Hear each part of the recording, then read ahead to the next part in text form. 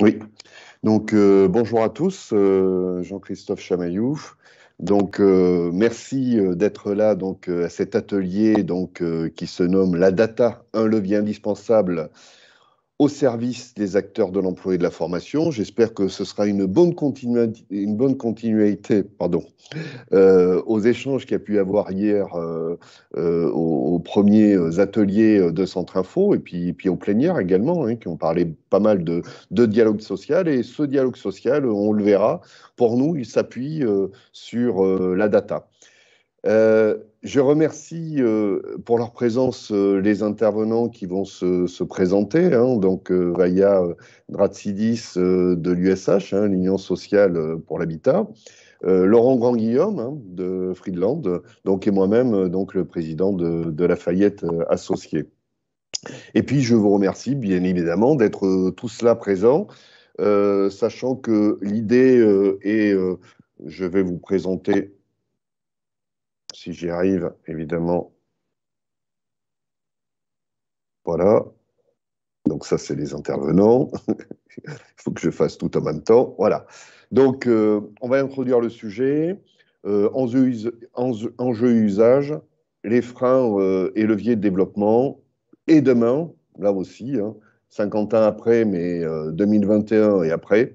Et puis, on laissera un petit quart d'heure pour les échanges et questions-réponses. Dans un premier temps, je vais laisser nos deux intervenants se présenter. Euh, Vaya, si vous voulez bien dire deux, trois mots sur... Très bien. Bonjour, je suis Vaya Dratsidis, je suis conseillère emploi, métier, formation au sein de la direction des ressources humaines de l'Union sociale pour l'habitat, qui est la confédération du logement social. L'USH regroupe plusieurs fédérations HLM, dont celle des COP HLM, des entreprises sociales pour l'habitat et des offices publics pour l'habitat. Nous représentons 593 organismes HLM et l'USH contribue notamment à améliorer la politique du logement, à développer des partenariats avec les acteurs du logement et à apporter de l'appui professionnel à ses adhérents. Donc, pour ma part, je m'occupe de différents projets de développement de l'attractivité du secteur par le biais de la Bourse de l'emploi, donc les HLM recrutent, le référentiel dynamique des métiers du secteur HLM et la liste de formation menant métier du logement social, qui est notre sujet d'aujourd'hui. J'apporte également un appui RH aux directions des ressources humaines des organismes HLM par le biais de réunions, de webinaires et de mise à disposition d'outils et de services. Laurent, Bonjour à tous, donc Laurent Grand-Guillaume, je suis directeur général adjoint du groupe Freeland. Alors, Terre de Liberté, le groupe Freeland accompagne donc les indépendants qui créent leur activité dans tout domaine, mais essentiellement dans le domaine des prestations intellectuelles. Et donc au sein du groupe Freeland, nous avons plusieurs marques de portage salarial, mais aussi la plateforme auto-entrepreneur.fr qui accompagne des auto-entrepreneurs qui créent leur activité, un organisme de formation qui accompagne les personnes qui veulent créer leur activité sur la posture finalement d'indépendant de comment je développe mon activité, voilà, et un laboratoire de recherche dans lequel nous avons justement beaucoup de data, et nous analysons beaucoup de data pour prendre les bonnes décisions pour répondre aux besoins de nos clients. Merci Laurence, merci Vaya. Donc Jean-Christophe Chamailloux, donc je préside la société Lafayette Associés. Lafayette Associés est un cabinet donc d'une trentaine de collaborateurs centré autour de l'emploi-formation avec trois grandes activités. Une première activité qui est le conseil stratégique, notamment en termes de modèle économique, modèle de financement autour de l'emploi-formation. Et la valorisation surtout de la formation. Comme certains le savent, on est un acteur important de l'élaboration des certifications. Une deuxième activité sur les process, la mise en place des process de certification, tant sur la qualité que sur la certification des parcours. Donc évidemment, on va voir que la data emploi-formation est un élément clé. Et une troisième activité autour de la data emploi-formation, puisque depuis 4-5 ans, nous développons des solutions que nous fournissons autour de ces données emploi-formation, avec vraiment cet objectif de fournir des outils de dialogue tant aux branches professionnelles qu'aux organismes de formation, comme on le verra, qu'aux syndicats évidemment professionnels, quels qu'ils soient. L'objectif aujourd'hui, c'est... Hop, je n'ai pas oublié. Voilà, d'évoquer la data et la data au service du dialogue et du dialogue social. Alors, j'ai voulu faire cette présentation, du moins cet échange, en repartant de ce qu'on a vu, de ce qu'on a pu voir hier, hein, notamment, et puis l'enjeu de ces 2 jours, hein, la loi de l'or. La loi de l'or qui s'appuie sur j'allais dire, deux axes, hein, l'axe du dialogue social et l'axe de l'individualisation. Et on voit que depuis ces 50 ans, les questions que l'on se pose sont des questions autour de ces thèmes-là.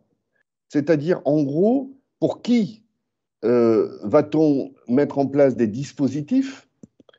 Quel type de dispositif on va mettre en place et quel type de formation on va choisir pour nos collaborateurs, enfin pour nos collaborateurs, nos futurs collaborateurs? Quel dispositif, hein, l'apprentissage, la Contrat Pro, la Proa, on en parlait encore ce matin avec, avec nos 2 intervenants, donc des dispositifs multiples. Et puis quel financement, quel équilibre, quelle valorisation. Et on voit que à travers 14 réformes, depuis la loi de l'or, on a fait évoluer cette nécessité que l'on a d'obtenir des informations pour faciliter ou engager tant le dialogue que la négociation, que la prise de décision, puisque c'est quand même ça qui nous amène à un moment donné à proposer des offres. Donc, j'ai fait un petit résumé très simple, évidemment, sûrement avec quelques oublis, mais pour simplement ancrer l'usage de la data dans le temps. Premier temps, évidemment, l'information. C'est-à-dire que pour lancer le dialogue social, pour lancer les négociations, eh bien, il faut savoir ce que l'on forme, à qui on forme. Il faut savoir quelles sont les offres. Ensuite, l'apprentissage notamment avec l'orientation, les régions. Évidemment, l'apprentissage existait déjà depuis avant 71, mais c'est vrai que ce dialogue social a pu donner des priorités, a pu donner des échanges qu'il y a pu y avoir, notamment au niveau des régions, hein, les instances, hein, à la fois régionales, paritaires, hein, qui sont encore existantes, sont aussi des outils qui permettent de se dire, mais quelle formation je vais mettre en priorité, je vais financer en priorité. Le RNCP, 2002, hein, 2002, le premier répertoire. Donc là aussi, on essaie d'informer, on essaie de classer. Et puis, petit à petit, on s'est mis à comparer. C'est-à-dire que l'information était plus suffisante. On s'est mis à comparer en se disant, mais pourquoi tel dispositif plutôt que tel autre? Pourquoi tel public plutôt que tel autre?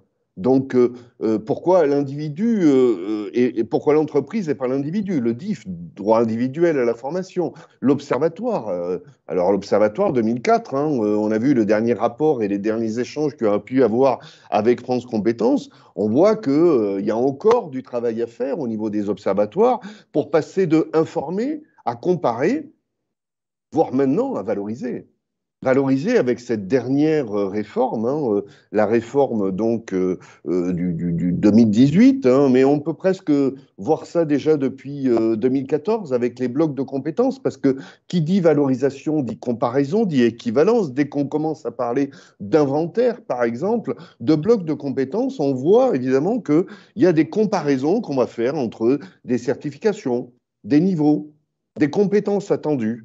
Et puis évidemment, aujourd'hui, on parle de RSE, on parle de parité, on parle d'éléments qu'il est important, on va dire, aujourd'hui de classer, d'identifier. Et là, évidemment, c'est toute la complexité que l'on va retrouver avec l'usage des datas. Et j'allais presque dire, quand je parle d'usage des datas, c'est quelle data, quel type de data et qui les utilise, qui va prendre la décision de cette fameuse information, négociation, prise de décision. Juste deux points. Un, sur les données. Les données, elles existent. Les données, elles existent, mais elles sont complexes. Elles ont des liens complexes, elles sont pas...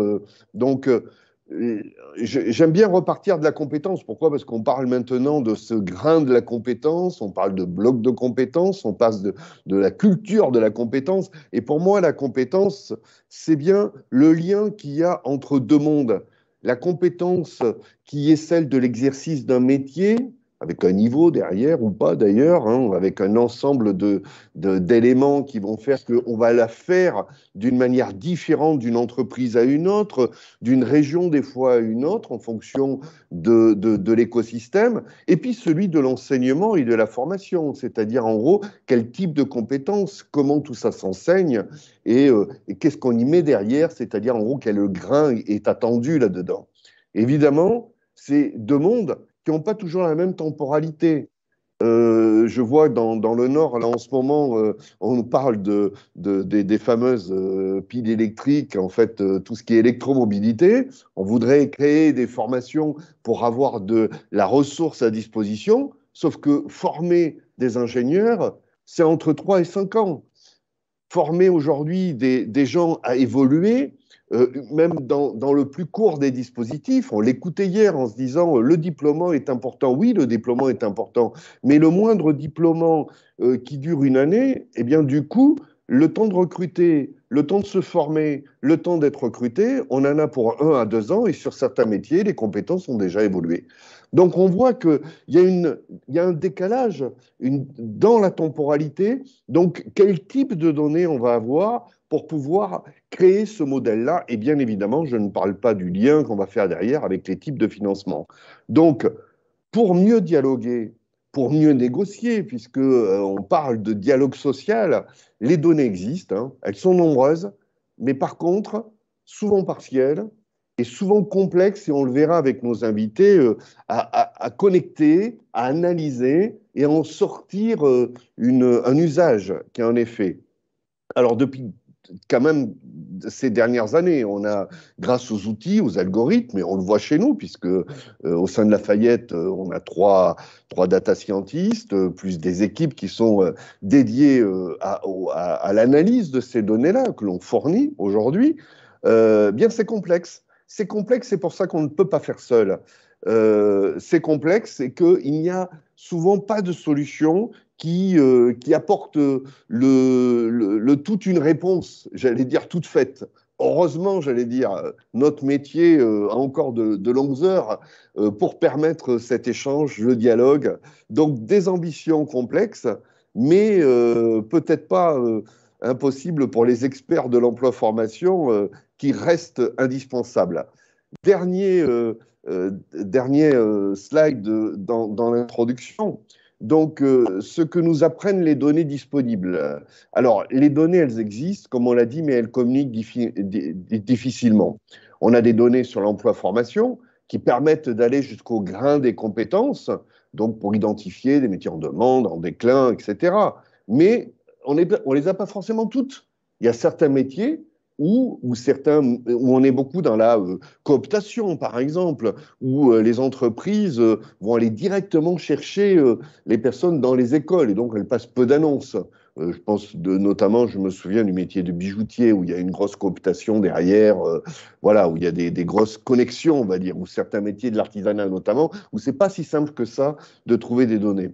Ensuite, on a les données sur les formations, comme on le disait tout à l'heure, donc qui permettent d'identifier, mais le contenu, il évolue. Il évolue tout le temps. Il n'est pas forcément toujours disponible. Et puis, il n'est pas toujours connecté, on va dire, aux compétences. Puis, il y a les données sur les certifications. Donc, sur lesquelles, évidemment, alors ça, c'est des choses qui sont en train d'évoluer. Donc, on pourrait identifier les flux, les tensions, les niveaux de compétences disponibles. Mais là encore, toute la donnée n'est pas forcément connectée. On n'a pas forcément la même temporalité, la même hétérogénéité donc dans les nomenclatures, et comment on fait cette connexion, tout ça. Donc voilà un petit peu ce que je voulais dire en introduction. En introduction, donc, data indispensable au dialogue social, à la négociation, sûrement à la prise de décision, mais attention à la manière dont on va s'y prendre. Et pour ça, on va interviewer, échanger donc avec nos deux intervenants. Je vais commencer par Vaya, et en lui posant quelques questions donc, autour des usages et des enjeux. Je vous laisse la parole. Très bien. Donc, pour répondre à la première question, donc à quels enjeux, obligations on répond en utilisant la data emploi-formation. À l'origine, en fait, nous avons fait le choix de travailler avec Lafayette Associés pour alimenter un triptyque qui est dédié à l'attractivité du secteur HLM, qui, comme beaucoup de secteurs, a du mal à attirer donc des candidats et des personnes qui souhaitent éventuellement y travailler. Donc, on a essayé d'alimenter justement ce triptyque qui est basé en fait sur nos offres d'emploi. Donc là, vous voyez à l'image notre bourse de l'emploi qui s'appelle les HLM Recrutent. Également basé sur des fiches métiers qu'on a créées. Donc, on a créé un référentiel dynamique des métiers qui est évolutif et qui est lié également aux formations qui mènent au métier du logement social. Donc, nous proposons une liste de formations qui permettent d'ouvrir les portes de l'employabilité dans notre secteur. Par exemple, il m'arrive d'intervenir parfois dans des écoles et quand je présente les débouchés métiers qui sont liés au diplôme suivi par les étudiants, ceux-ci et celles-ci sont étonnés en fait de voir que le logement social, ce n'est pas seulement le métier du gardien HLM. Effectivement, on a 10 domaines d'activité, on a une cinquantaine de métiers et les gens sont agréablement surpris de découvrir ce qu'on peut leur proposer comme métier. Donc, le fait d'utiliser la data formation recentre en fait la recherche d'emploi ou de formation vers notre secteur en le rendant plus compréhensible. Les gens le découvrent en fait et il aide également les personnels RH à cibler leur recherche de formation, d'autant que nous avons fait le choix en fait de ne répertorier que des parcours diplômants et certifiants, notamment ceux qui sont éligibles au compte personnel de formation, vu que, comme tout le monde le sait, le financement est un des freins de l'entrée en formation. Pour passer à la deuxième question, donc quels usages nous faisons de la data emploi-formation et avec qui on la partage, les données sont mises à disposition de tous et toutes. Ça veut dire qu'on voulait viser en fait vraiment un public très très large et que ça soit compréhensible par tout le monde. Donc, ça veut dire qu'on vise un grand public classique, des étudiants ou étudiantes, les demandeurs et demandeuses d'emploi, les salariés du secteur HLM, parce qu'eux aussi veulent savoir comment ils peuvent évoluer et passer d'un poste à un autre, donc le parcours professionnel, encore une fois, et également le personnel des ressources humaines. Donc, ces données formation sont mises à jour avec, bien sûr, la collaboration donc, de Lafayette Associés tous les trimestres et nous essayons à chaque fois d'en améliorer la précision. Par exemple, en ajoutant les régions, en ajoutant les niveaux de formation, en faisant évoluer aussi cette recherche par rapport aux compétences qu'on ajouterait en fait dans notre référentiel métier. Tout ça a pour objet de faciliter l'accès à la formation grâce aux liens donc, des organismes de formation, de France Compétences et bien sûr du compte personnel de formation quand c'est possible, puisque parfois nous n'avons pas toutes les sources qui sont à notre disposition. Et enfin, la dernière question, quelles données et quels outils nous utilisons? Donc nous, en fait, nous récupérons les données formation qui sont regroupées sur notre site internet dans l'onglet Travailler que j'ai déjà évoqué, donc qui s'appelle Je recherche une formation. Alors, c'est assez simple en fait en interne. Hein. Donc, c'est un import qui nous est envoyé, enfin, c'est un fichier Excel qui nous est envoyé par Lafayette Associés. Ensuite, nous faisons un import directement sur notre site internet en collaboration avec notre direction informatique. Donc, jusqu'à là, c'est pas très compliqué. Et ensuite, les extractions donc, de formation qui sont dans ce fichier sont faites sur la base de notre référentiel dynamique des métiers, justement, qui comporte les 51 fiches métiers que je vous ai déjà évoquées. Et nous, de ces données qui sont déjà répertoriées dans les fiches métiers, on donne à Lafayette Associés donc les codes métiers, puisqu'on a un référentiel avec des codes métiers. Les codes ROM également sont aussi utilisés. Les intitulés, puisque ça peut donner, ça peut attirer certaines formations dans la recherche. Les activités et les compétences qui sont liées à tous ces métiers-là. Donc, des mots-clés sont déterminés également pour chaque métier, ce qui permet d'obtenir des données de formation fiables et compréhensibles. Bien sûr, sans oublier qu'elles sont améliorables, on va dire, on peut les améliorer tout à chaque fois qu'on fait une nouvelle extraction et c'est l'objectif de cette extraction trimestrielle au fur et à mesure de l'année. Voilà pour ma part.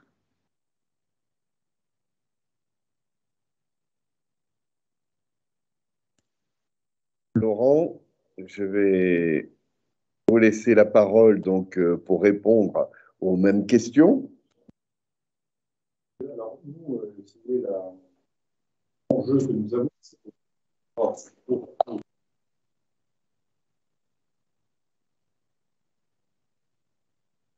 Nous avons donc aujourd'hui plus de 10 000 consultants indépendants qui exercent chacun, on va dire, chacune un métier différent. C'est ce qui fait notre richesse, puisque nous avons autant des consultants qui agissent dans le domaine de l'IT, des ressources humaines, du management, de la formation, des formateurs, et ils sont tous différents à travers l'expertise finalement qu'ils proposent. Voilà. Donc c'est une difficulté et en même temps une richesse. La richesse, c'est que eh bien, il y a, on va dire, tous les métiers dans le domaine de la prestation intellectuelle. La difficulté, c'est comment on identifie finalement des classes dans ces métiers pour apporter les bons services aux personnes et en particulier en matière de formation. Car ce dont ont besoin ces personnes en matière de formation, c'est à la fois de se former sur leur métier pour maintenir leurs compétences à l'égard de leurs clients, parce que l'expertise, ça se travaille en continu et tout au long de la carrière, une expertise fine, et puis donc à travers des certifications, des habilitations parfois même. Et puis, quand on se forme aussi sur la posture, c'est-à-dire comment je développe une activité, comment je développe mon business, comment je commercialise.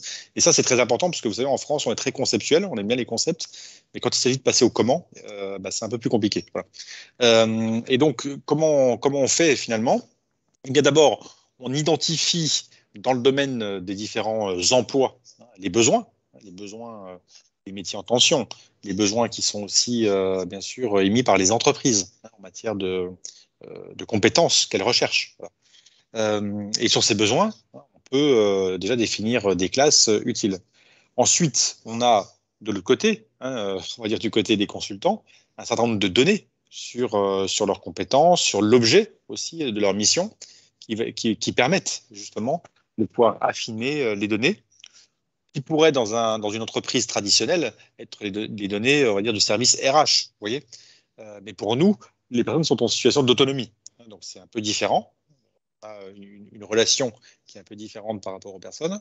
Et donc, on a un laboratoire de recherche qui est composé d'un data scientist notamment. Mais on a aussi un sociologue du travail, un psychologue du travail et d'autres acteurs qui travaillent avec nous pour pouvoir analyser ces données, pour pouvoir définir une taxonomie aussi, et ainsi nous permettre de mieux identifier les besoins et les propositions que l'on va faire à chaque personne, et en particulier en matière de formation, mais pas que.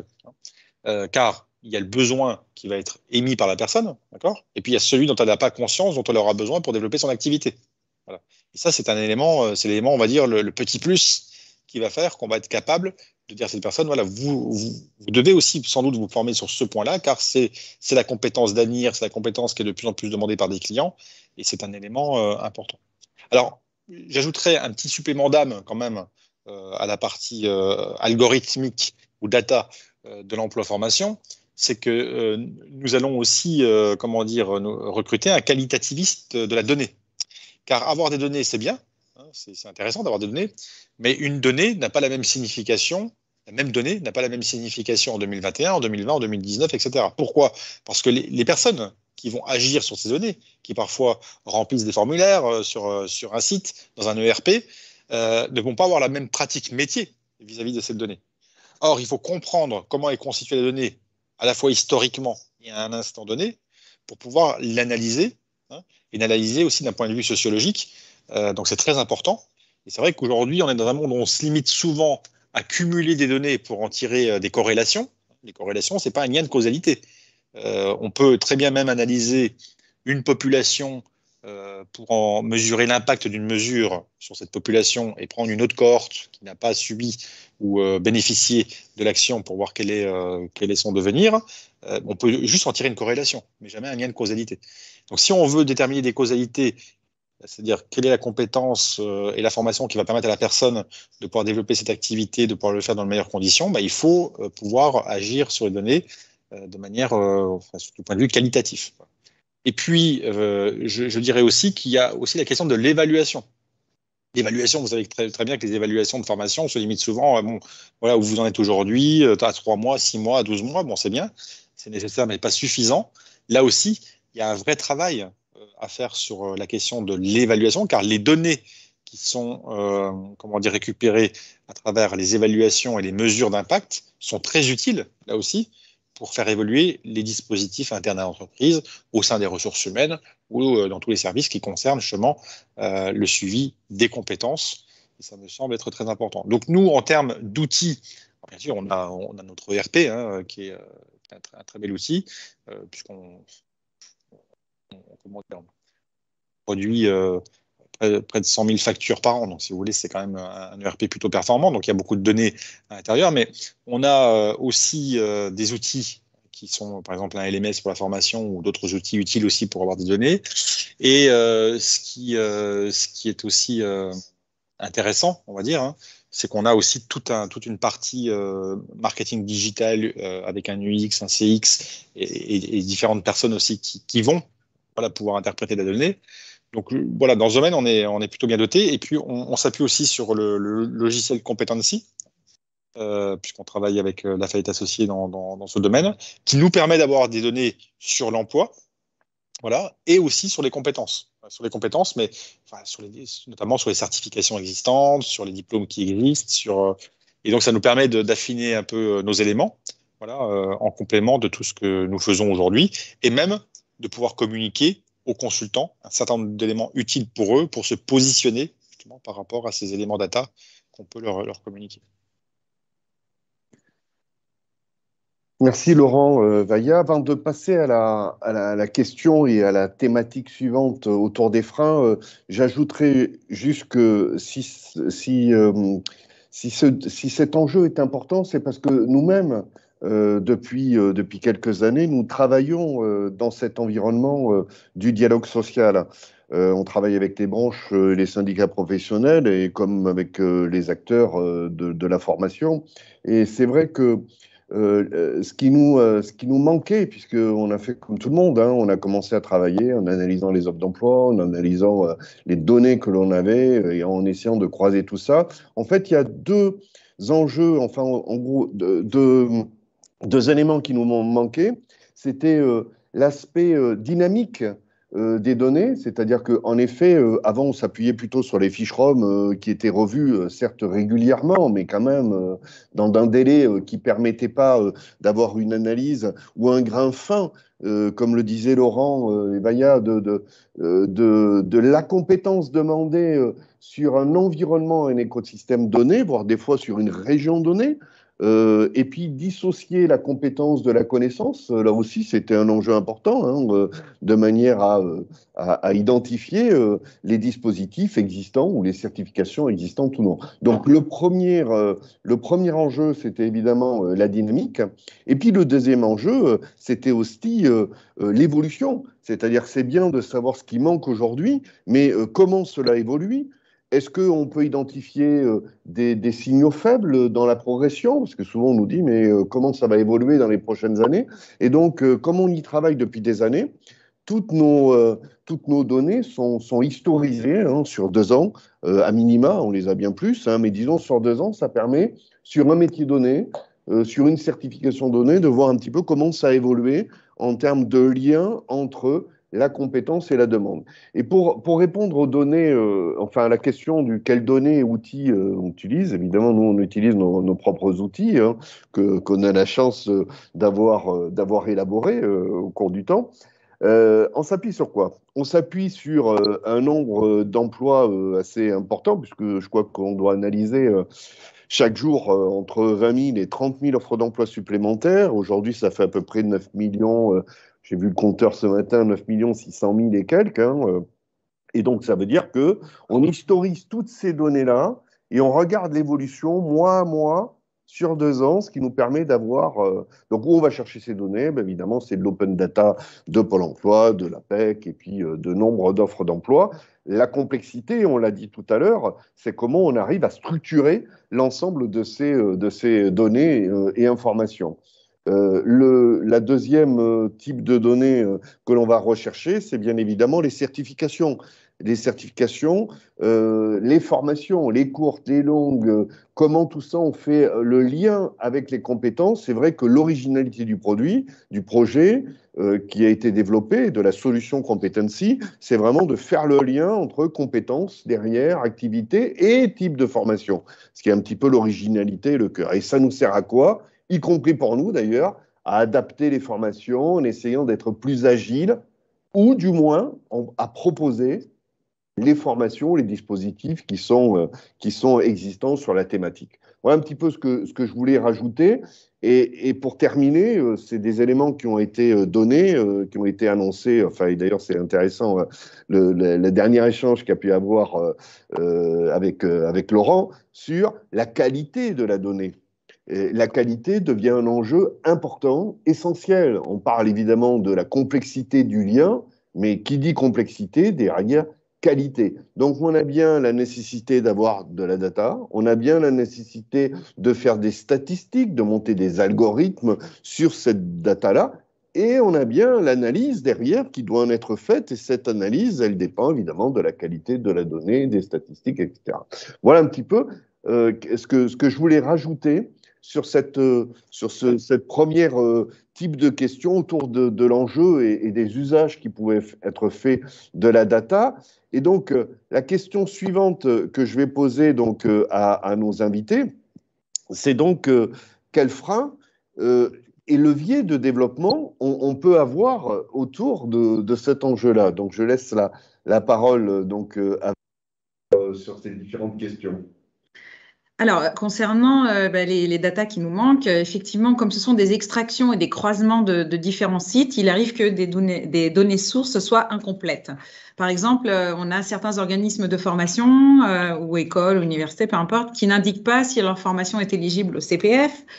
D'autres ont un lien qui n'est pas à jour ou éventuellement l'information n'existe plus, même si celle-ci est toujours répertoriée sur leur site. Donc ça arrive de temps en temps. Donc, à mon sens, la recherche d'amélioration de la data est constante. Nous la mettons à jour tous les trimestres, comme je l'ai déjà dit tout à l'heure. Et personnellement, quand je reçois le fichier et qu'on l'intègre sur notre site internet, je le vérifie personnellement. Donc, je fais des petits tests, etc.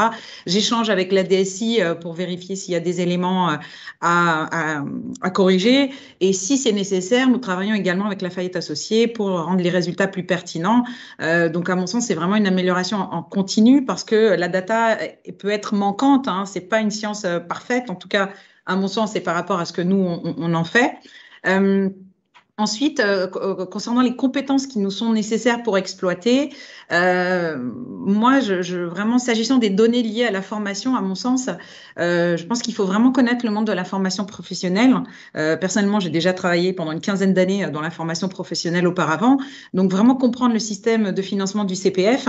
Je dis ça parce qu'en fait, c'est important de faire la part des choses entre les formations certifiantes et diplômantes que nous avons fait, nous, le choix vraiment de lister, car aujourd'hui, l'objectif de l'USH, ce n'est pas de fournir un catalogue open source de formation qui répertorie toutes les formations des organismes de formation, parce qu'il y en a des milliers, mais vraiment nous baser sur ce qui peut concentrer en fait l'attention des visiteurs et visiteuses du site sur nos métiers et notre secteur qui est celui du logement social.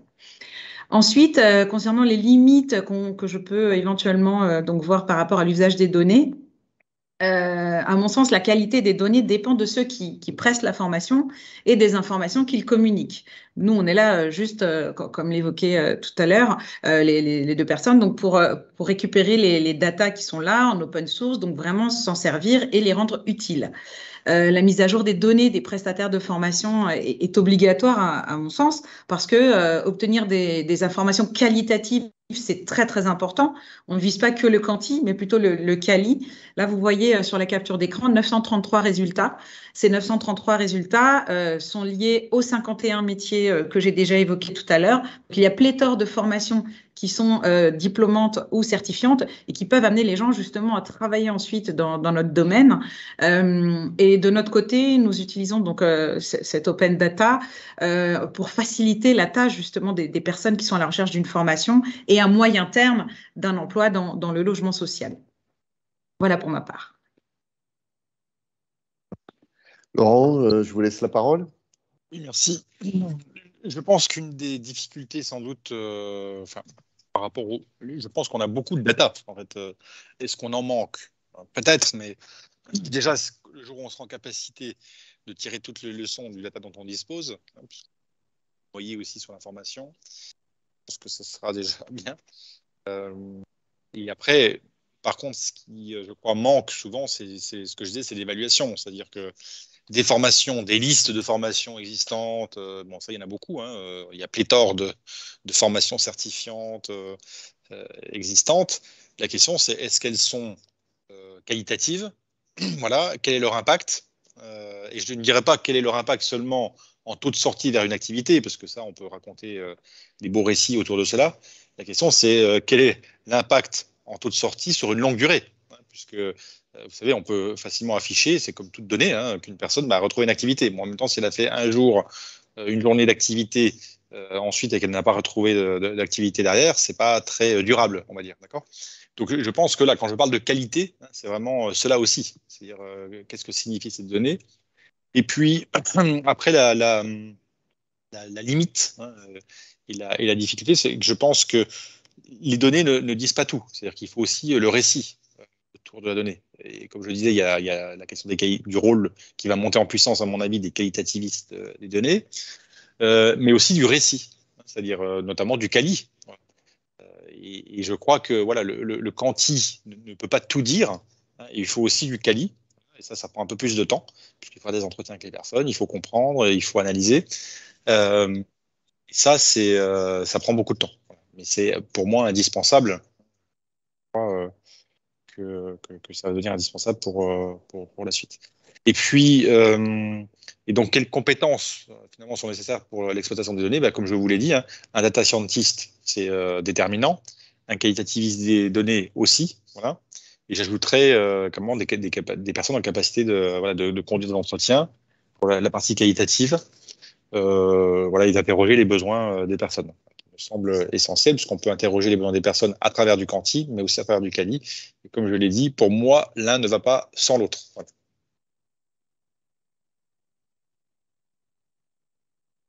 Alors, si je prends la suite et si je me positionne aussi comme usager de la solution, j'ai les types de données qui nous manquent, et je suis d'accord avec ce qu'a dit Laurent, les données, elles sont, on en a de nombreuses, il nous en manque, mais on en a. Euh, mais quand je dis qu'il nous en manque, c'est parce qu'elles ne sont pas toujours partagées. Elles ne sont pas toujours en open data. Elles sont souvent circonscrites à un certain type de public. Et donc, on fait appel, on va dire, à l'ensemble des acteurs qui possèdent ces datas. Alors, je sais qu'il y a des projets, il me semble qu'il y a un projet qui s'appelle Agora, qui est un projet qui, normalement, devrait harmoniser un certain nombre de données. Bon, on n'est pas trop au courant, nous, à part avoir quelques bribes d'informations. Mais en fait, si on se dit que, comme on l'a vu tout à l'heure, que la data est un outil pour faciliter le dialogue, pour faciliter la montée en compétences, pour faciliter l'usage des dispositifs et des outils, il faut que ces données soient plus ouvertes et donc soient plus partagées et pas simplement sur un périmètre donné, comme le font certains, on va dire, observatoires qui font leur job. Qui font leur job parce que, évidemment, c'est souvent circonscrit à plusieurs branches, à plusieurs environnements. Mais une entreprise, elle a besoin d'autre chose. Et le dialogue social, il est, je vais dire, branche et interbranche. Et nous, quand on s'adresse à un organisme de formation ou quand on travaille avec l'offre de formation, ben lui, il est multibranche. Et donc, son objectif, c'est d'amener un ensemble d'acteurs le plus large possible à trouver un emploi. Donc, on voit bien que le premier, j'allais dire, type de frein et type de dana qui nous manque, c'est plutôt que tout le monde s'entende pour que ces données soient partagées et qu'elles puissent servir à tous. Je reviendrai également sur les difficultés que l'on peut avoir dans l'usage. Et nous, on a rencontré à peu près la même chose, puisque quand on a au départ imaginé ces solutions, on s'est appuyé sur des experts de la data, et notamment des algorithmes et du big data. Et on s'est bien rendu compte que la data toute seule n'était pas suffisante, qu'il fallait lier ça à notre métier. Et donc, avoir des gens qui sont sur la data emploi formation, ça sort de l'information. ça sort sûrement des statistiques, mais ça sort pas de l'analyse. Et l'analyse, c'est ça qui améliore la qualité. Donc, on voit que dans la mécanique que l'on va mettre en place sur l'usage des data, ça va être une mécanique qui va associer de la data, qui va associer des gens du métier, donc des experts du métier, et qui va associer des dispositifs qualitatifs qui vont permettre d'améliorer le système.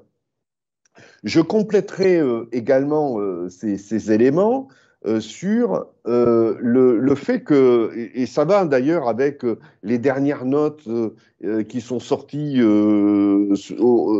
qui ont été publiées par France Compétences, notamment, sur la nécessité d'avoir une donnée transparente, d'avoir plus de lisibilité, une meilleure visibilité.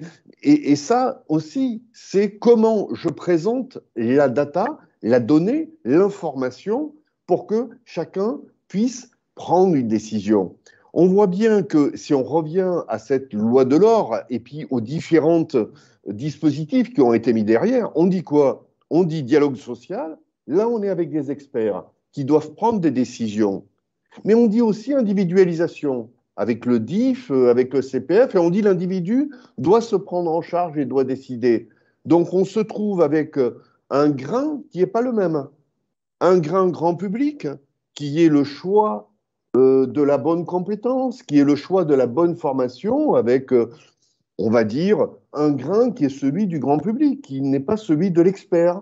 Et puis d'un autre côté, le spécialiste de la branche, de l'organisme de formation, qui, lui, a besoin d'un élément, on va dire, peut-être un peu plus fin dans le métier, dans l'activité, dans la compétence. Donc, on voit que ce frein à la qualité et au développement, il n'est pas si simple que ça à répondre. Et donc, il y a une vraie réflexion tant pour les offreurs, j'allais dire, les organismes de formation qui s'adressent, on va dire, à ces deux types d'acteurs, hein, c'est-à-dire celui qui va utiliser l'usager et le financeur, ou du moins celui qui et celui qui oriente aussi, donc tous ces spécialistes. Et donc, c'est une décision qui n'est pas facile, mais en tout cas, ce que l'on peut dire, c'est que derrière, elle est indispensable. Et je rajouterai un dernier point qui me semble important dans cette idée de la limite de l'usage des données. Et d'ailleurs, c'est assez intéressant puisque on travaille notamment avec Impact IA et EdTech France sur l'usage des compétences et des connaissances, enfin, en gros, comment les certifications compétences et connaissances font le lien avec des situations complexes qui sont notamment la situation du handicap. Et donc, quels sont les éléments qui sont ressortis en premier? C'est l'éthique, la manière dont, c'est pas la donnée, c'est pas l'activité elle-même, mais c'est la façon dont on a classé les compétences et les activités sur un métier donné. C'est-à-dire, c'est pas le tout de dire il manque des restaurateurs, mais des restaurateurs, des personnes de la restauration, des serveurs, des cuisiniers. Mais pour quel type d'activité? Pour quel type de compétences? Ensuite, une fois qu'on est aux compétences, je les classe comment? Quelles sont celles qui sont prioritaires? Quelles sont celles qui sont accessibles? Et là, on voit que c'est pas la donnée qui va faire le travail.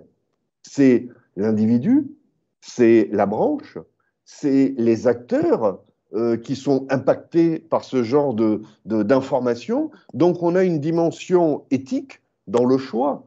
J'allais dire qu'une des premières questions qui est souvent posée, qui nous est posée à nous, mais qui pourrait être posée également à la plateforme du CPF, c'est de dire comment sont classées les informations, comment elles sont mises en avant. Comment telle formation est mise en avant plutôt qu'une autre? Comment une compétence est mise en avant plutôt qu'une autre? Alors nous on dit c'est le nombre d'offres d'emploi, c'est la pertinence par rapport à. Mais cette décision, elle est prise à un moment donné parce qu'on a quelqu'un qui est du métier qui s'en est préoccupé.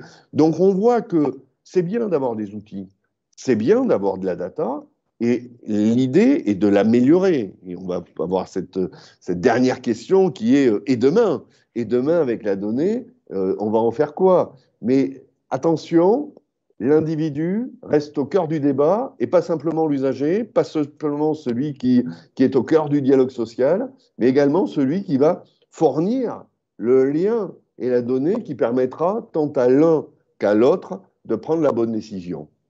Donc, on va poursuivre la dernière question, c'est et demain, quelle place pour la data? Qu'est-ce que vous attendez, vous, de cette data et des échanges qu'on pourra avoir autour de ceci?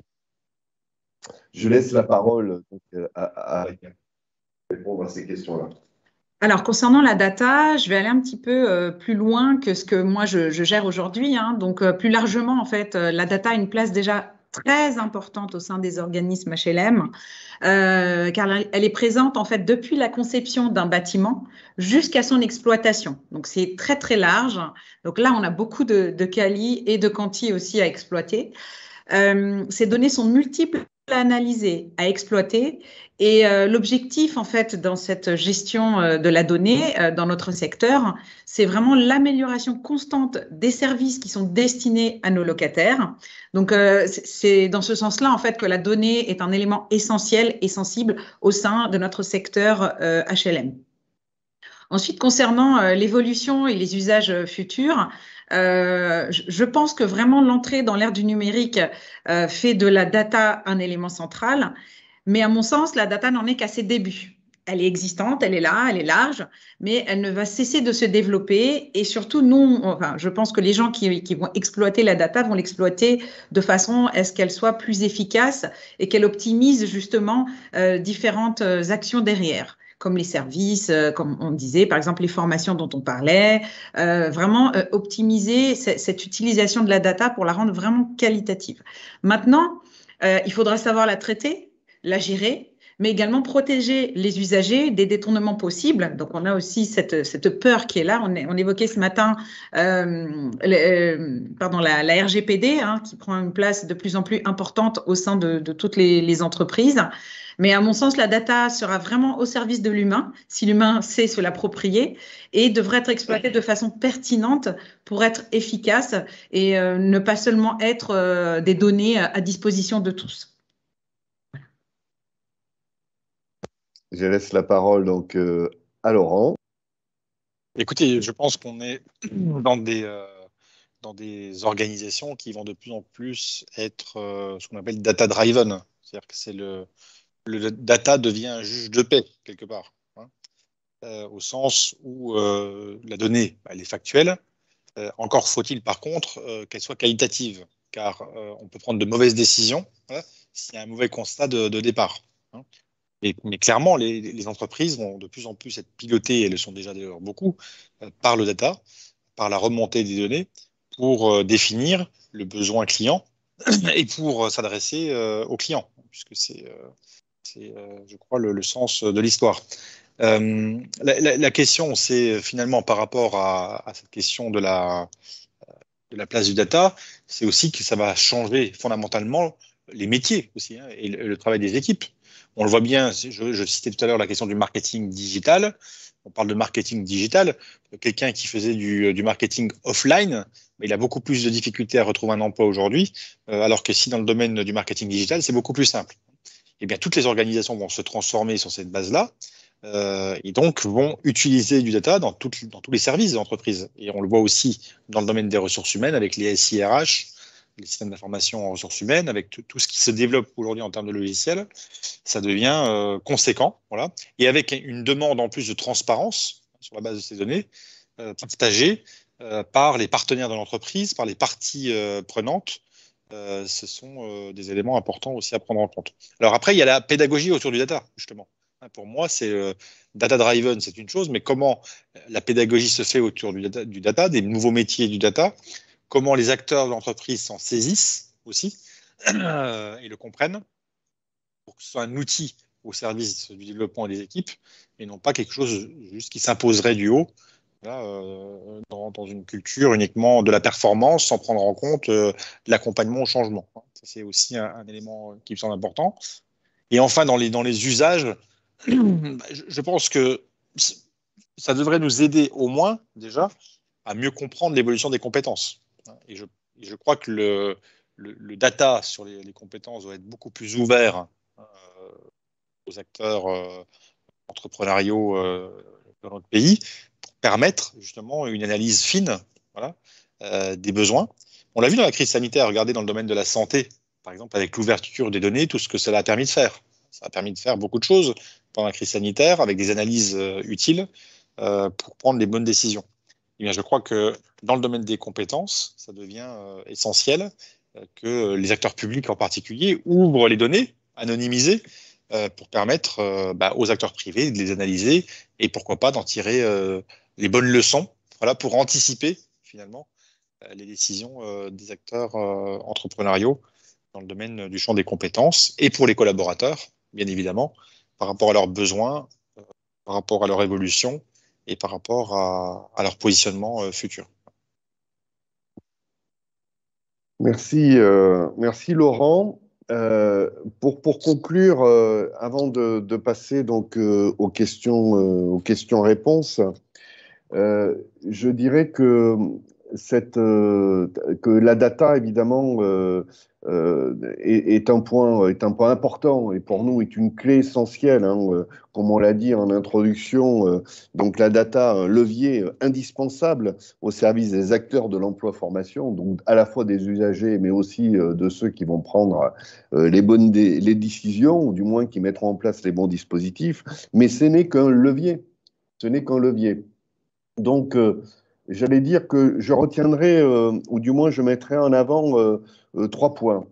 Le premier point, c'est que la data et son usage doivent faciliter dans les années futures l'agilité dans la construction du modèle et des dispositifs. Pourquoi? Parce que de temps en temps, ou même encore, il y a encore trop de décalage entre le besoin en compétences et le dispositif de formation tel qu'il est proposé. Diplôme trop long, dispositif encore très structuré. Alors c'est vrai que, j'allais dire, le Covid a aidé quand même beaucoup d'organismes à se transformer, mais on va dire que c'est en marche. Et c'est pas parce que la transformation pédagogique est en marche que la transformation du point de vue de la construction des certifications et des dispositifs qui amènent à ces certifications est plus agile.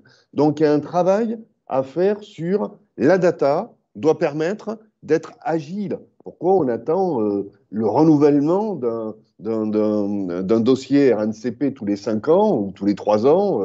J'allais presque dire, ceux qui ont la chance de le faire tous les 2 ans, au moins ils se posent la question du travail, des compétences qui sont attendues sur un métier donné. Et donc, on va dire que cette agilité, cette capacité, en plus, pour ceux qui connaissent les certifications, il y a un conseil de perfectionnement, notamment pour celles qui sont au RNCP, mais qui pourrait très bien mettre en place pour n'importe quel type de certification, dans laquelle on se pose la question chaque année de l'évolution de sa formation et de son adaptation en termes de compétences. Et pour ça, il faut de la donnée. Mais la donnée, c'est cet usage qui doit être fait. Donc premier point, l'agilité, la data doit nous permettre d'être plus agiles sur les dispositifs de formation à mettre en œuvre. Deuxième élément, et ça, Laurent l'a cité, et là, je suis tout à fait en phase là-dessus, c'est la pédagogie et la formation des acteurs. C'est pas le tout de fournir de la donnée. Il faut éduquer l'ensemble des acteurs, que ce soit l'usager, quand il va utiliser. D'ailleurs, c'était intéressant parce que hier, on a parlé notamment de l'usage du CPF et il y a eu des échanges qui disaient il faudrait qu'il y ait le fameux CEP, donc le conseiller en orientation professionnelle, qui puisse assister. Donc on voit bien qu'il y a cette demande pour aider un individu à faire ces choix-là. Bon, après, je ne suis pas sûr que le CEP soit pertinent sur des formations transverses ou à tout va. Peut-être, ça peut être très intéressant quand il y a des changements de parcours, de vraies transitions, mais donc on voit bien que s'il n'y a pas de CEP, de toute façon, il faut qu'il y ait autre chose. Donc, il y a un bien, il y a une formation, il y a une éducation. D'ailleurs, c'est un des points importants qui ressort dans l'intelligence artificielle quand on dit oui, l'intelligence artificielle permet d'avoir un certain nombre d'indicateurs nouveaux, permet d'avoir un juste à temps de certains types d'informations, mais si on ne forme pas simplement les techniciens, les ingénieurs, mais tous les acteurs de l'emploi-formation, y compris les usagers, eh bien, on en sera encore au même point qui est de se poser la question du quel choix on va faire et comment on va faire ces choix-là. Voilà. Donc, et puis dernier point, c'est la qualité. On en a parlé tant avec Vaya qu'avec Laurent. La qualité de la donnée qui devient de plus en plus fine, analysée. Alors, elle est fine, évidemment, parce qu'on va avoir une temporalité qu'on espère plus en phase avec l'attendu, mais le grain des compétences attendues va devenir de plus en plus fin. On parle aujourd'hui de micro-compétences. On parle aujourd'hui de compétences spécifiques. Donc, il ne s'agit pas d'avoir un catalogue de milliers, mais de faire le lien avec ce qui est possible de faire pour qu'un individu puisse être employable tout au long de sa vie. On a parlé de formation tout au long de sa vie. Moi, je dis compétences tout au long de la vie. Mais qui dit compétences tout au long de la vie, dit évidemment je dirais le juste à temps, l'identification de la compétence dans un grain attendu. Et ça, c'est vrai que la data peut permettre d'identifier tant des signaux forts, hein, on parle souvent évidemment des métiers en tension, des compétences en tension, mais également des signaux faibles qui sont, il y a des compétences qui sont moins demandées, qui sont de moins en moins demandées. Comment on les transforme ? Comment on transforme des gens qui sont dans ces compétences-là voilà. Et puis, il faut quand même pas oublier qu'il y a des compétences qui s'étaient perdues et aujourd'hui, on est bien ennuyé parce qu'on les a plus. Je pense notamment à des travaux qu'on a fait autour du Grand Paris sur le métier de tunnelier, si on a des gens qui sont dans ces métiers-là, où des formations et des certifications avaient disparu et quand le Grand Paris est réapparu, tout d'un coup, on s'est dit il manque, il faut reformer. On voit bien qu'avec la réindustrialisation, on a des compétences que l'on a perdues, qui n'étaient plus dans les offres d'emploi, qui tout d'un coup le sont. Donc, la compétence, elle vit. Elle disparaît pas, elle disparaît, elle réapparaît. C'est une question plutôt de juste à temps et d'agilité et non pas de dogme qui dit que tout change. Oui, tout change, mais des choses disparaissent. C'est un peu comme les modes, ça revient de temps en temps. Hein. Donc, voilà un petit peu ce que je voulais rajouter sur, on va dire, sur ce que nous voyons de l'évolution et de ces futurs usages de la data dans l'univers de l'emploi-formation. Je terminerai juste par un questionnement qui est, je dirais, qui est plus une question ouverte avec un vrai questionnement, c'est la valorisation. Hier, beaucoup de débats ont tourné autour du financement. Donc, qui dit financement dit le choix. Dit choix de métier, choix de compétences, choix de dispositifs de formation. Et c'est vrai qu'on a besoin, de cette information, mais quid de la valeur qui va payer et qui va payer à quelle part? Vous voyez, il y avait une discussion qu'on avait juste avant également, qui était de dire, bon ben ok, on pourrait très bien avoir du cofinancement parce qu'on s'aperçoit que tel et tel dispositif de formation pourrait être cofinancé.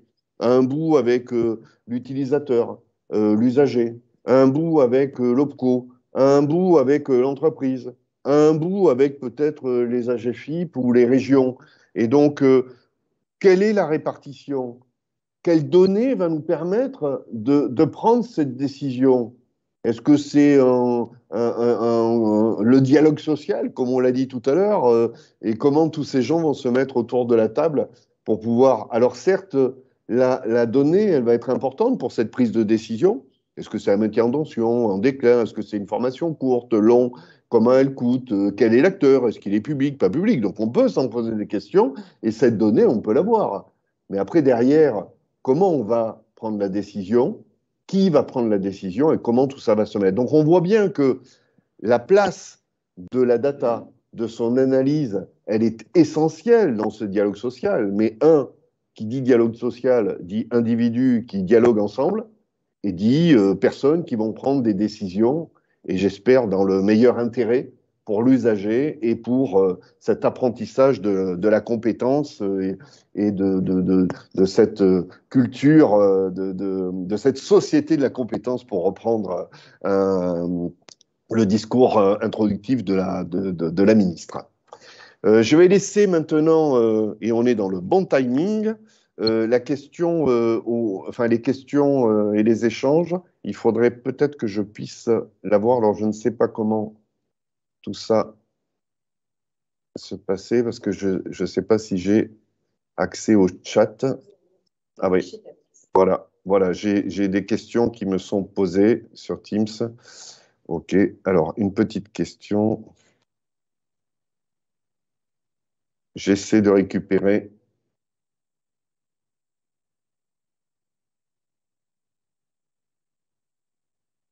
Alors j'y suis sur Teams, mais je ne vois pas. Alors je vois pas les. Je vois les questions là, mais elles sont pour moi un peu en noir. Oui. Donc j'en vois 2 en blanc. moi j'en vois. Ah ben allez-y parce que moi je les vois pas, je les vois en noir. Alors je me permets de prendre la suite. Donc je vois 2 questions. La première est celle de Michel Guillot. Alors ça c'est en noir donc je vois pas très bien. Donc il serait important de mieux faire connaître les métiers de l'habitat aussi aux professionnels du CEP. Bien sûr, notamment le Pôle emploi, à la maille du territoire, de se projeter sur des constructions de parcours ou passerelles pour certains demandeurs d'emploi. Alors, c'est vrai qu'aujourd'hui, ce n'était pas ce sujet donc je t'ai amené à développer, mais bien sûr, avec grand plaisir, je fais le lien là-dessus. Concernant les professionnels du CEP, on en avait à l'époque, en tout cas quand ils étaient gérés chez Uniformation, qui est notre OPCO, ils pouvaient justement parler de nos métiers parce qu'ils les connaissaient. Aujourd'hui, on a aussi un projet de développer, on va dire, un vadémécum sur le logement social et de le présenter à différents partenaires. Donc, c'est un projet qu'on aimerait développer, bien sûr, dans un futur très proche, pour parler de plus en plus de nos métiers à grande échelle. Et au niveau du territoire, nous avons des associations régionales qui échangent souvent justement avec différentes institutions. Donc, on avance pas à pas, on va dire, sur ce projet-là, parce que c'est vrai que c'est quelque chose qu'on développe depuis 4-5 ans. Donc, c'est un travail de longue haleine et qui se fait sur du long terme. Donc, voilà. Donc, nous sommes vraiment sur ce sujet-là. Et a priori, on essaye de développer tout ça d'ici l'année prochaine. Ensuite, je vois une autre question de Laurent C. Est-ce que je peux développer sur les sources d'informations manquantes pour répondre mieux aux enjeux?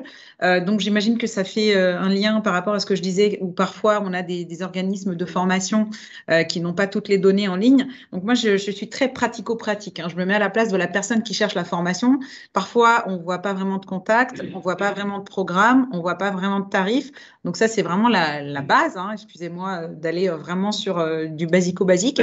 Mais à mon sens, ça, ce sont des éléments très importants. Et parfois, quand on travaille avec les personnes de Lafayette Associés, on est obligé d'ajouter des liens de Cariforef ou de France Compétences parce qu'en fait, on trouve pas d'infos pertinentes, en tout cas sur le financement ou sur le fait que ce soit éligible au CPF, sur certaines actions de formation. Donc, c'est dans ce sens-là où je dis que parfois, il nous manque des sources. Donc, vraiment, améliorer aussi sa visibilité, c'est plutôt aussi pour vous, en tant qu'organisme de formation. Je trouve que c'est essentiel aussi pour vous de le mettre en avant. Il m'est arrivé d'échanger avec des universités qui étaient éligibles au CPF, mais qui ne le disaient pas du tout sur leur site. Et c'est là où nous, on a travaillé après avec les consultants de Lafayette Associés pour ajouter le lien France Compétences, qui était beaucoup plus simple, parce qu'on a beaucoup de gens qui veulent se former, mais malheureusement, les financements sont très complexes. On l'a déjà évoqué aujourd'hui. Et l'objectif, c'est de les aider un petit peu à trouver quelque chose, à se dire qu'il y a un levier de financement possible. Dans le cas du CPF au minimum. Après, nous, on liste aussi toutes les formations en alternance, hein, que ce soit de l'apprentissage ou de la professionnalisation. Donc, l'objectif, c'est ça, c'est de le rendre un petit peu plus compréhensible et de se dire que c'est pas la croix à la bannière pour pouvoir s'inscrire dans une formation. Donc ça, c'était les 2 éléments qui me concernaient. J'ai pas vu la suite. Si j'ai d'autres choses à évoquer, n'hésitez pas à me le dire. Alors, je vais prendre la suite là pour quelques questions qui sont intéressantes. Alors, notamment, il aurait été intéressant d'illustrer les propos d'exemples statistiques et de données et de résultats. Là, c'est Monsieur Desmoulins qui pose la question. Et donc, oui, en effet. Alors, ça, on peut.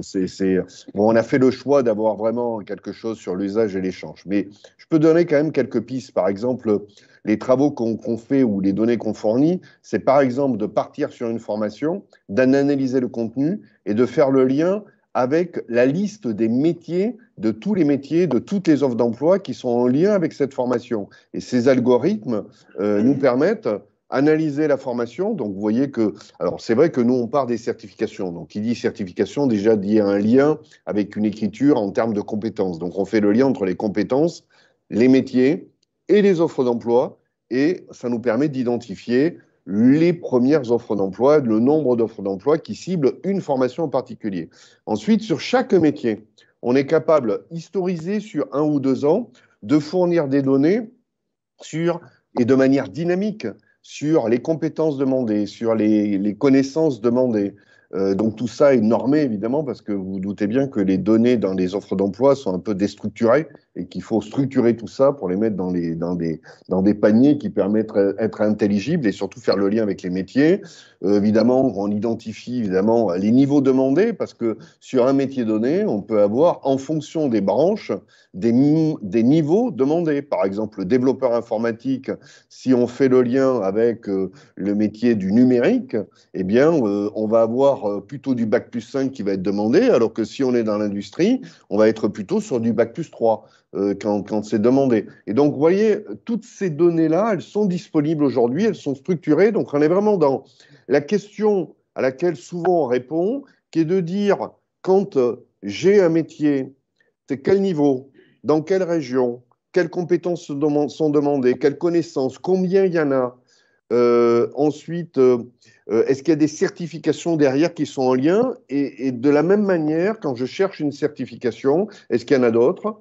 Est-ce qu'il y en a d'autres sur le même niveau? Est-ce que ces certifications ou ces formations, puisqu'on cible évidemment toutes les formations qui amènent aux certifications, donc c'est plus de 150, plus de 100, entre 150 et 160 000. Donc on voit bien que, et on fait le lien entre toutes ces certifications, qu'elles soient petites ou longues. Hein.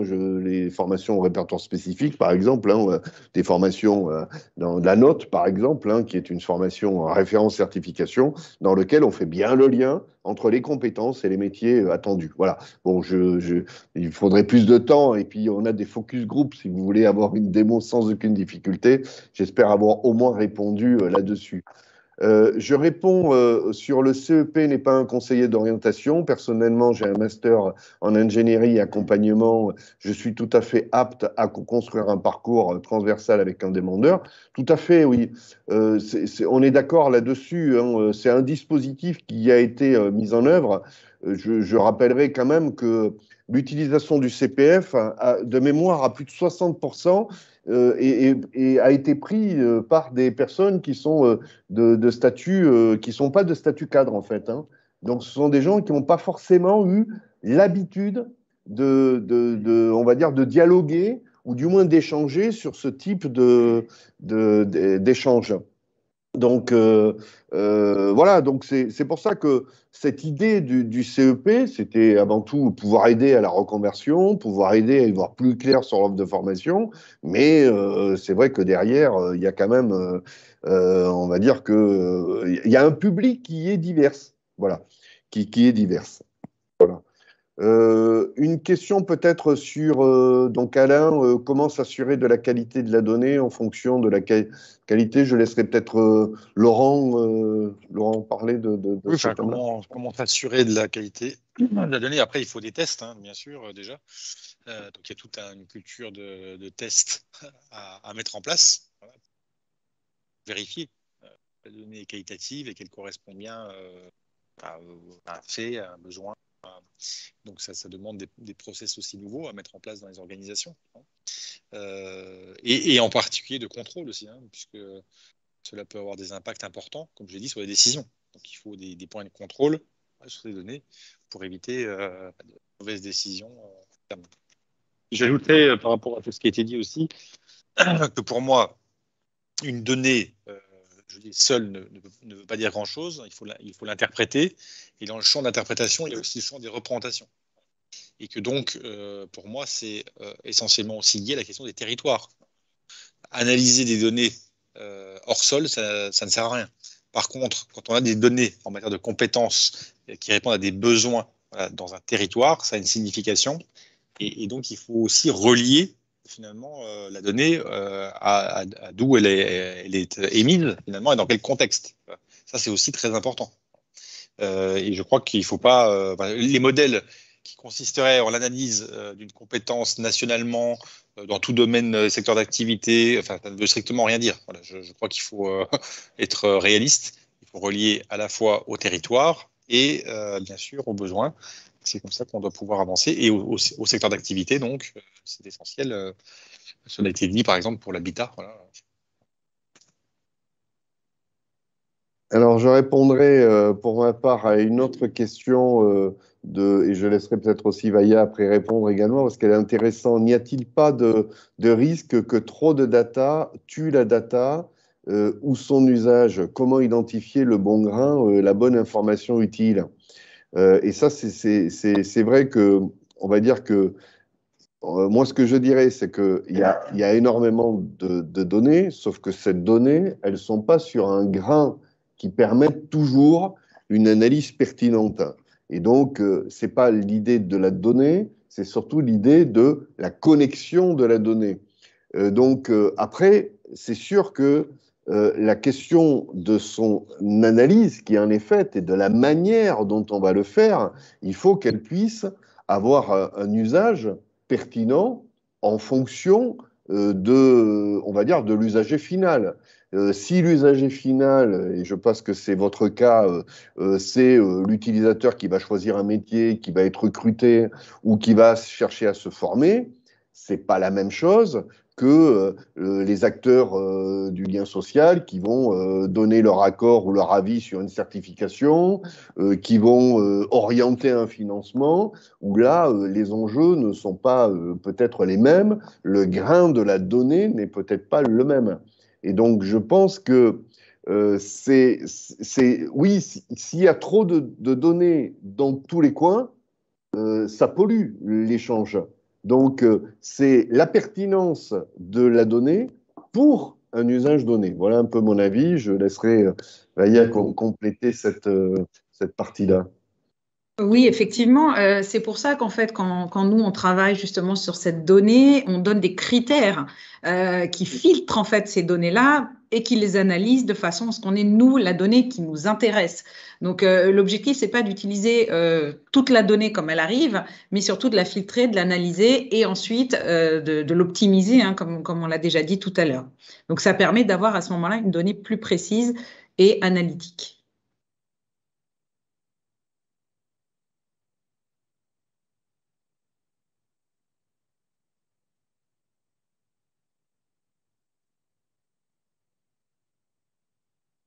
Oui. Est-ce qu'il y a d'autres questions à poser à nos invités?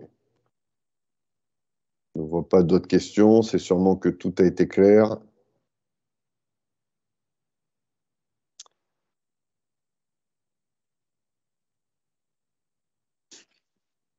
Il est 59, donc je pense que, comme on dit, l'engagement qu'on avait pris est tenu dans le timing que l'on avait. Donc, merci en fait à tous d'avoir participé à cet événement. Je rappelle qu'il sera en replay également, donc, et qu'on sera évidemment tout à fait à même de pouvoir répondre à vos questionnements si vous en avez plus tard. Donc, en nous envoyant évidemment un petit mail et puis on y répondra avec grand plaisir, que ce soit pour vous présenter les solutions ou vous mettre ou répondre à d'autres questions, que ce soit avec Laurent ou Vaya. Merci encore à tous. Merci. Voilà. Merci.